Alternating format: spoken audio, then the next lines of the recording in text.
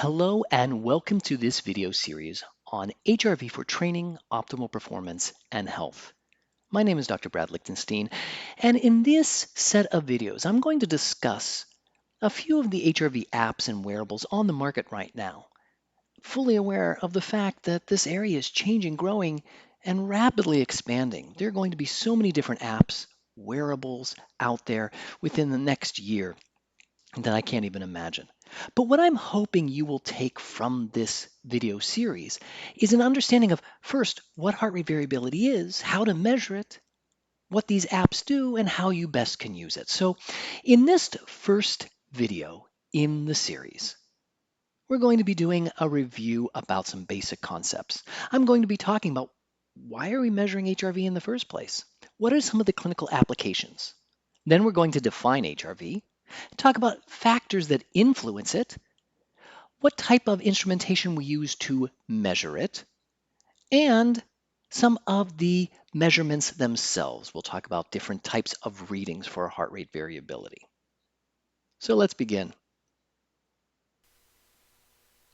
On the market today, there's an explosion in wearable technology and apps monitoring and measuring many physiological parameters, and heart rate variability is just one that is beginning to catch on. Question is why? As we all know by now from watching this series, heart rate variability measurement is a cost-effective and non-invasive way to provide insight into the function of your autonomic nervous system.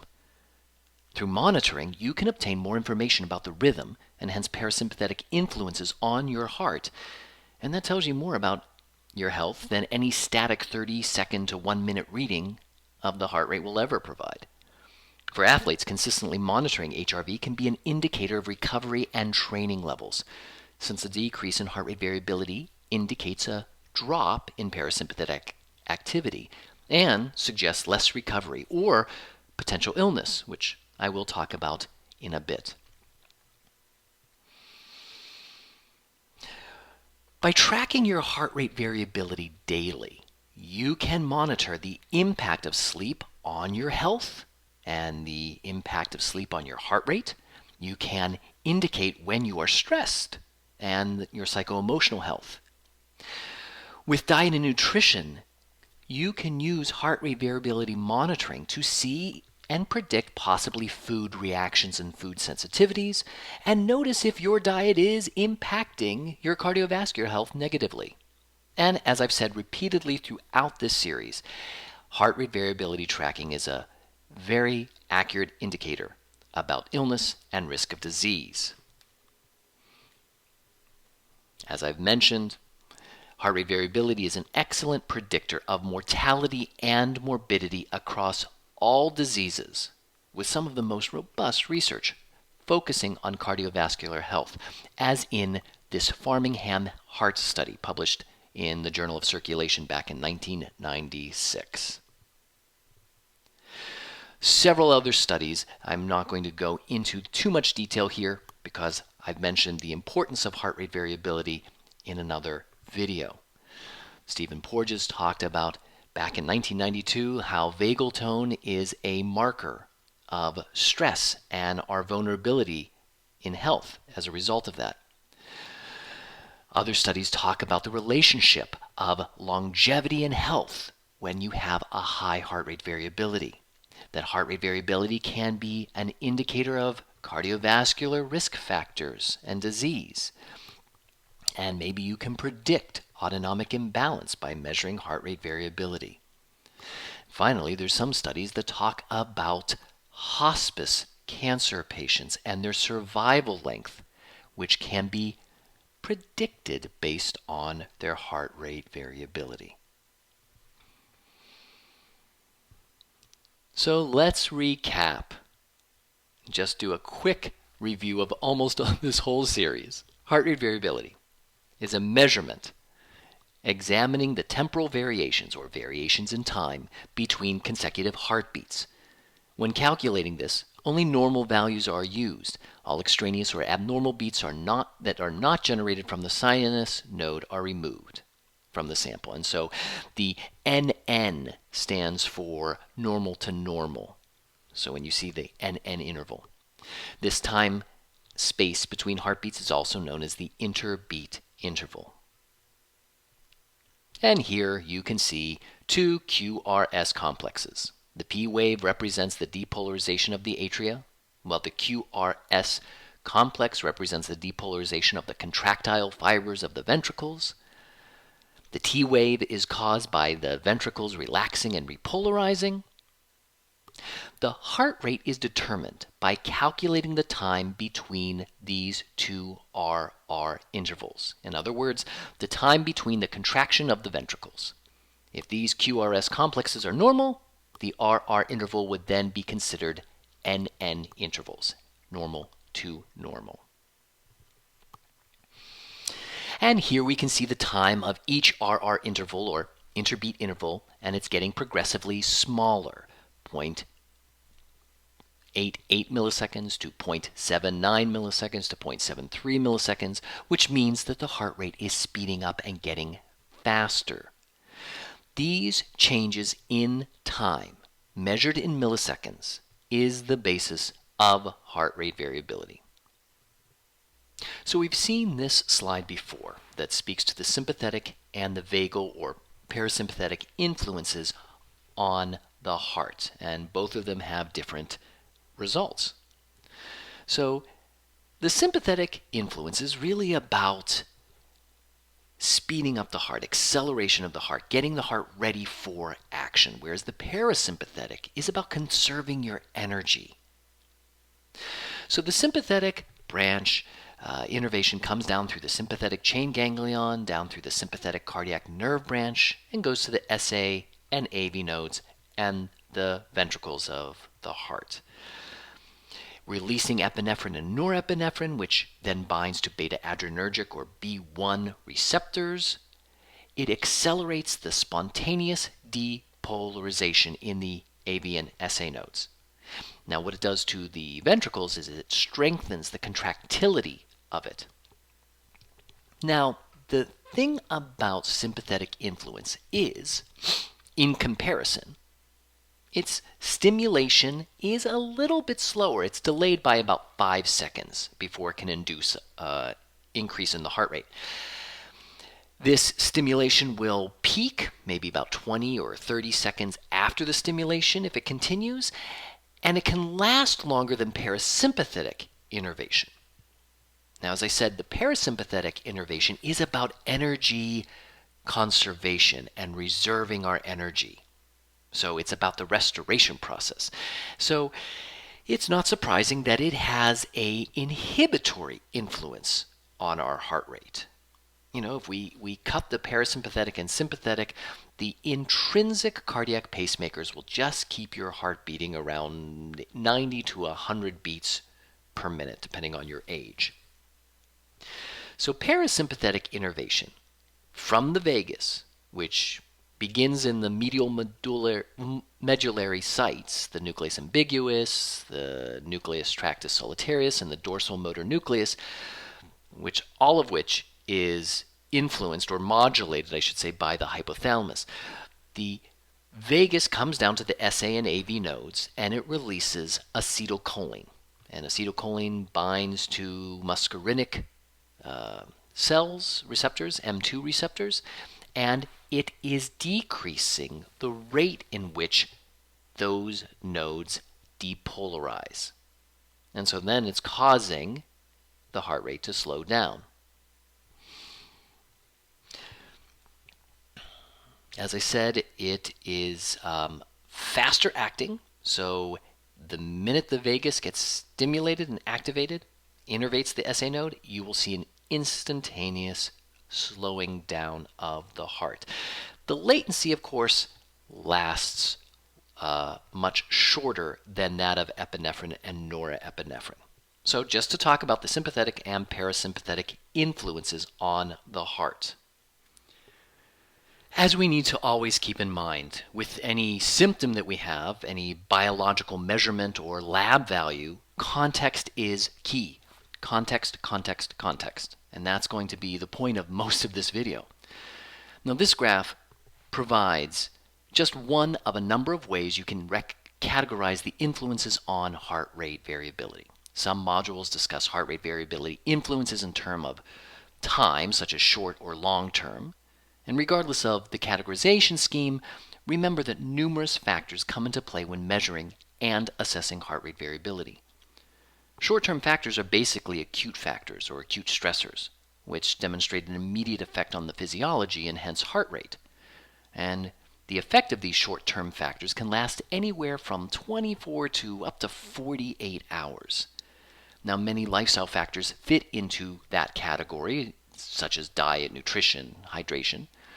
As someone who has gone through a long stretch of daily HRV tracking, I can attest that dehydration or hydration can profoundly impact your heart rate variability measurements. I compared my readings I have obtained first thing in the morning, immediately upon rising, and after just 1 8-ounce glass of water. And I have repeatedly witnessed a significant change where my heart rate variability values increased following my water intake. And that information alone suggests that hydration is an important factor in overall health. And we can use heart rate variability impact of lifestyle behaviors on your health. Since lifestyle habits are short-term in nature, their influence on heart rate variability can last a brief duration. And as I will discuss in this video, some apps suggest that you can use heart rate variability monitoring to detect foods to which you may be reactive. And the foods you're reactive to may lower your heart rate variability and also increase your resting heart rate. By tracking heart rate variability over time, one can observe the impact of making significant lifestyle changes, such as increasing water intake, or decreasing alcohol or sugar consumption, limiting caffeine, reducing screen time, going to bed earlier, traveling across time zones, upping the intensity of your workouts beyond current training levels. All of those behaviors are reproducible, so you can compare HRV values over time or condition or context to determine what, if anything, may be impacting your health. Of course, you have to be cognizant of other external environmental factors that you might not think of initially, such as in the bottom right corner there you see noise pollution, air pollution, air quality, food allergens, medications, and supplements. Any changes in exposure to or reduction of any of these can impact your heart rate variability and your health. So remember, context, context, context. One change in an HRV reading cannot be used as the basis for behavior modification. It must be put into context. Please take note that some of the long-term influences on HRV, such as chronic ongoing health conditions, as well as the non-influenceable parameters, such as your age, gender, and genetics, and circadian rhythms, also come into play. Now, this table also provides another perspective of factors to track, which can impact your heart rate variability measurements and scores. And I've already mentioned these biological factors as non-influenceable long-term factors: age, gender, health conditions, and genetics. And then in the next column, however, are factors that you can influence. These are short-term behavioral factors that may be under your control somewhat, such as nutrition and dietary habits, your intake of drugs and alcohol, and even your sleep hygiene practices. Stress here can not only be psychological stress, but environmental stresses. Socio-political and economic stressors are less influenceable by the individual. However, the cognitive and emotional reactions to them is something we can work on. Now, for athletes, this last column, we could look at the intensity and the amount and type of training. These all can be considered a physiological stressor, which impacts the sympathetic and parasympathetic nervous systems and hence influence HRV.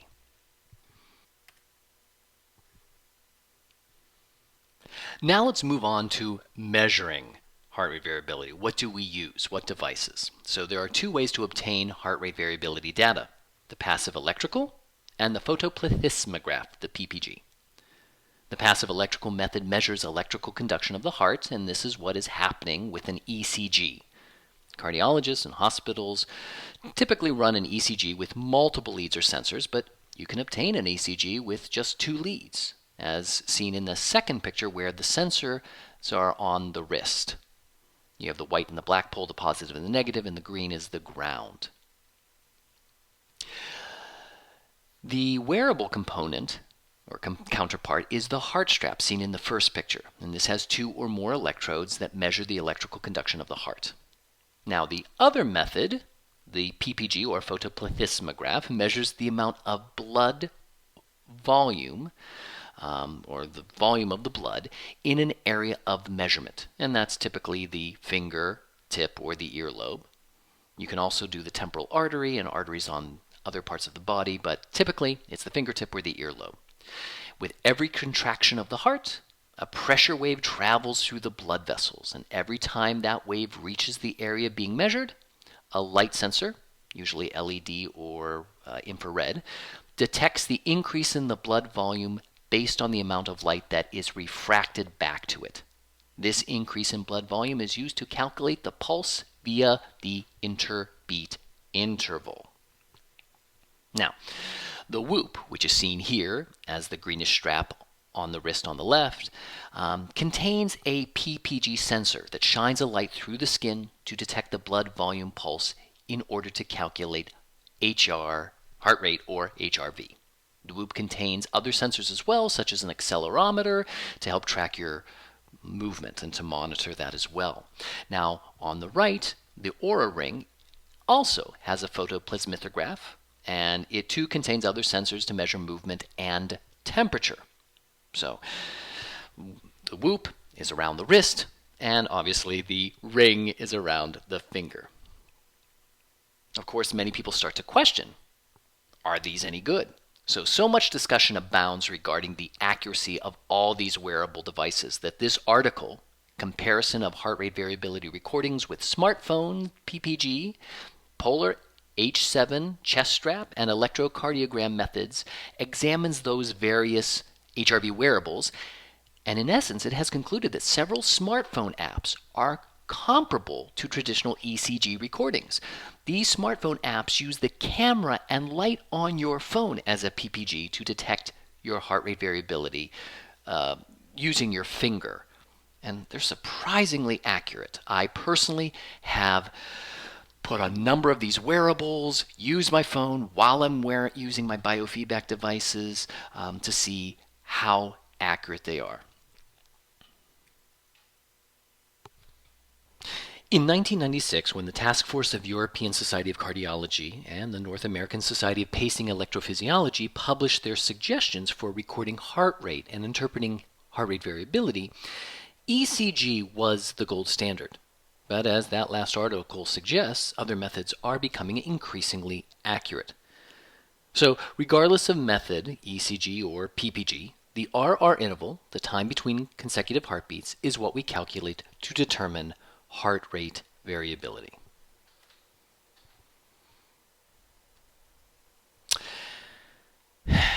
After these RR intervals are measured, we can calculate heart rate variability using several methods, the 2 of which I will discuss here, the time domains and the frequency domains. And for more in-depth review of these 2 methods, please watch the appropriate videos on those topics. I would just like to say here that time domains really talk about the amount of variability. They're looking at the milliseconds, whereas the frequency domains are looking at these rhythms underlying the variability. They're looking at the physiological processes and the amount of absolute and relative power. Once again, I'd like to refer you to my videos on both time domain measurements and frequency domain measurements. I'd also like to call your attention to these 2 excellent resources, the first being an article by Schaefer and Ginsberg called An Overview of Heart Rate Variability Metrics and Norms, and the other by Noonan, Sandercock, and Brody, a quantitative systematic review of normal values of short-term HRV in healthy adults. So here's a list of several time domain indices used in HRV calculations and the mechanisms involved. Remember, we are looking at evaluating the beat-to-beat interval in the time sequence. The first here is the standard deviation of the NN interval, the normal to normal interval. And it is the gold standard in cardiology and requires a 24-hour reading. Since we are looking at normal to normal beats, anything that is not a result of a sinus beat is considered artifact and removed. What we are calculating is the amount of variation from one heartbeat to the next. So SDNN provides an estimate of overall HRV and reflects both sympathetic and parasympathetic influences. Now, since you're collecting information for such a long period of time, you can assess how the heart is responding in a multitude of situations and circumstances. The next thing on that line, the SDRR, on the other hand, calculates all the RR intervals. And that means the data does contain some noise. So that might not be ideal if you're looking at the normal to normal interval. Now, on the other hand, the root mean squared of successive differences, the RMSSD, is an estimate of short-term components of heart rate variability. Now, what would that be? Since parasympathetic influences on the sinoatrial node are much faster, quicker, briefer readings, 5 minutes or less for example, reflect primarily vagal tone and parasympathetic influences rather than any sympathetic nervous system influences. Longer readings, 24 hours in duration for instance, are therefore the only way, or one of the main ways, to assess the sympathetic involvement in heart rate variability. Now, most people who want to know norms and values will ask, well, what's normal range? The SDNN is one of the only indices that has some really good data behind it. And we can point to this in regards to cardiovascular disease and health and mortality and morbidity. When the SDNN is, and again this is on long-term readings, less than 50 milliseconds, that suggests an unhealthy cardiovascular system. Between 50 milliseconds to 100 milliseconds is considered compromised health, and greater than 100 milliseconds is considered healthy. And in the studies that looked at this, people on follow-up who had less than 50 had a 5.3 times greater risk of developing cardiovascular disease. And here you'll find the equation for the root mean squared of successive differences. Again, this is a measurement about the workings of the parasympathetic nervous system. Short readings, 5 minutes and less, are the gold standard for this one. It's not seeming to be mediated by slow breathing, which other values can be. So it is the best measurement we have, for the most part, of measuring vagal tone, since breathing is not the main issue. And here again is an example of what we're talking about. Each successive time difference is calculated, the time difference between each adjacent interval, and that's done in milliseconds, and then that value is squared, and then the result is averaged before the square root of the total is obtained, and there you go. Now let us move on to the topic of frequency domains. Every single teacher of biofeedback I've encountered seems to show this image or something similar to this when introducing this topic of frequency domains. Frequency domains is really just a process of quantifying the total amount of HRV in both terms of absolute power and relative power, and by putting it into different frequency domains. It's about breaking the power into different wavelengths, as you see in this image. So here we have the time domain. This time domain is a combination of those three cycles behind it, the red, the blue, and the black. If you were to put them together and add them together, it would give you an image that looks like this time domain. And that's looking at the difference in interbeat intervals. The other way to look at the power is to look at this frequency domain. And as you can see on this grayish blue screen there, that image there, there are three peaks. Each of those peaks pertained to the wavelengths behind it. So the red one, which is more cycles per second than the other ones, more cycles per second, that is that peak on that grayish blue image closer to the right. The blue one is in the middle, and the black is all the way to the left. And here's an example from a screen from the BioTrace Mind Media software, and you can see that now there's 3 peaks. There's one at 0.25, there's one that's really around 0.1, although there's little blips there, and there's one that's really close to 0.01. 0.1, I should say, 0.01, 0.02. So what we're looking at, again, is the total amount of HRV variability. Absolute power is milliseconds squared per cycles per second, whereas relative power is the percentage of total HRV, and that's referenced in normal units. It's referred to as NU, normal units. You can watch my videos on frequency domain for a much more in-depth look at this example. So now let's just look at our different frequency domains. We'll start all the way to the right, and we're talking about the high frequency, which ranges from 0.15 all the way to 0.40 hertz. Now this could be done in about a 1-minute recording, and it's mainly reflecting the parasympathetic activity. It's parasympathetic activity as it influences the sinoatrial node in the heart. It's also referred to as respiratory sinus arrhythmia, and it does correlate with some time domains, specifically the percentage of the NN50 and the root mean squared of successive differences. And as I said, 1-minute measurements will work for this. So again, as I said, it's known as the respiratory sinus arrhythmia area, or the respiratory band, because it corresponds to the variations in the heart rate as it relates to the breathing cycle. As we inhale, the heart rate accelerates. As we exhale, the heart slows down. And that is influenced by vagal outflow, which causes the heart rate to slow down and speed up.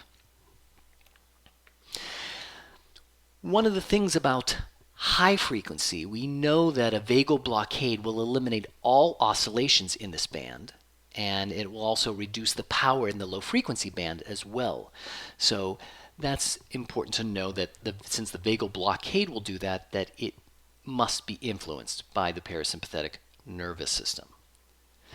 When we see a decrease in high frequency, this is also a correlation with symptoms. Many times people with low power here have more anxiety, PTSD, fear, worry, etc. The low frequency band for that, which is between 0.04 and 0.15 hertz, this is considered the cardiovascular resonant band, and it can be achieved by a 2-minute recording. So you need at least 2 minutes to record this.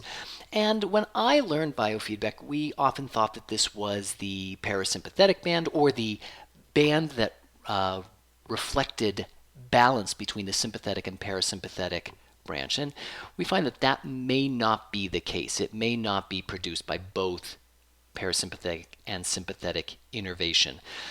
It may be more just to do with the baroreceptors, the mechanoreceptors, the stretch receptors that are in the carotid, the branch of the aorta, and in some of the walls of the ventricles. And the baroreceptors are what is necessary to regulate blood pressure. So some people think that this low frequency really is not about sympathetic activation, but mostly parasympathetic. But in this band, when we breathe at a certain rate, particularly around 6 breaths per minute, we induce a very high respiratory sinus arrhythmia, meaning when we breathe at 6 breaths per minute, that would be roughly about 5 seconds in, 5 seconds out, or 4 seconds in, 6 seconds out.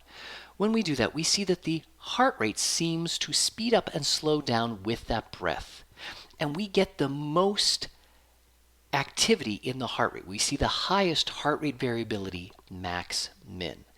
So when we do this kind of breathing, we call it resonance breathing in this low frequency range, about 6 breaths per minute to mirror the heart.